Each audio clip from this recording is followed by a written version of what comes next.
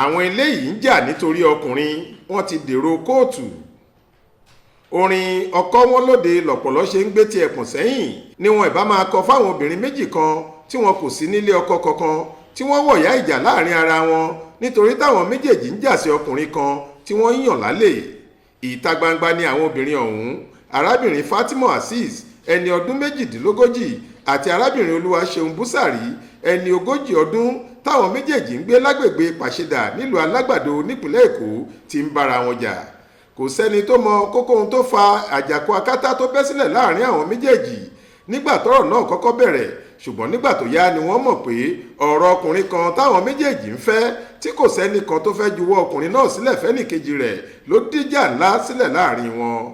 Aláròyé gbọ́ pé eré tiẹ̀ làwọn tó wà nítòsí kọ́kọ́ pe ọ̀rọ̀ ọ̀hún nítorí pé ṣe ni wọ́n ń sọ̀rọ̀ náà ní bòńkẹ́lẹ́ tẹ́lẹ̀ láàrin ara wọn, ṣùgbọ́n nígbà tó yá tí wọn kò gbọ́ ara wọn yé mọ́ ni wọ́n bẹ̀rẹ̀ sí pariwo lé ara wọn lórí níta gbangba káwọn ará àdúgbò níbi tí wọ́n ń gbé sì tó mọ ohun tó ṣẹlẹ̀ láàrin wọn. Àwọn méjèèjì ti wọ̀yá ìjà tí wọ́n sì lu ara wọn gan níta gbangba.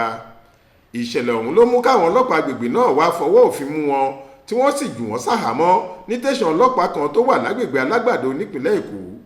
Lẹ́yìn tí wọ́n ṣàlàyé ohun tó fàjà láàrin àwọn méjèèjì fún DPO tẹ̀sán ọ̀hún ni wọ́n wọ́ wọn lọ sí kóòtù májísírèètì kan tó wà nílùú Ọgbà níwájú onídàájọ́ B.O. Ọ̀ṣúnsànmí lọ́jọ́ Ẹtì Friday ọjọ́ 28 oṣù keje ọdún 2023 yìí tí wọ́n sì fẹ̀sùn oríṣìí méjì kàn wọ́n. Nínú ọ̀rọ̀ ọlọ́pàá olùpẹ̀jọ́ Supol Hakeem Raji tó fojú àwọn obìnrin méjèèjì náà balẹ̀ ẹjọ́, ó ní ṣe làwọn obìnrin ọ̀hún bára wọn jà láàrin ìlú lórí ohun tí ò tó nǹkan. Ó ní ìwà táwọn méjèèjì hù lákòókò tí wọ́n bára wọn jà náà lè dá wàhálà ńlá sílẹ̀ láàrin ìlú. Gbogbo ẹ̀sùn tí ọlọ́pàá náà fi kàn wọ́n pátá ló ní òfin ìlú Èkó kò fààyè gbà rárá. Nínú ìpinnu rẹ̀, onídàájọ́ abilékọ B.O. Ọ̀ṣúnsànmí ti gba béèlì wọn pẹ̀lú 200,000 náírà àti onídùúró méjì tí wọ́n lórúkọ dáadáa láàrin ìlú kí wọ́n sì lóhun tí wọ́n ń ṣe kí wọ́n má bàa sá lọ kí àkókò ìgbẹ́jọ́ tó kàn tó wáyé. Ó sún ìgbẹ́jọ́ náà sọ́jọ́ 7 oṣù kẹsàn-án ọdún 2023 yìí.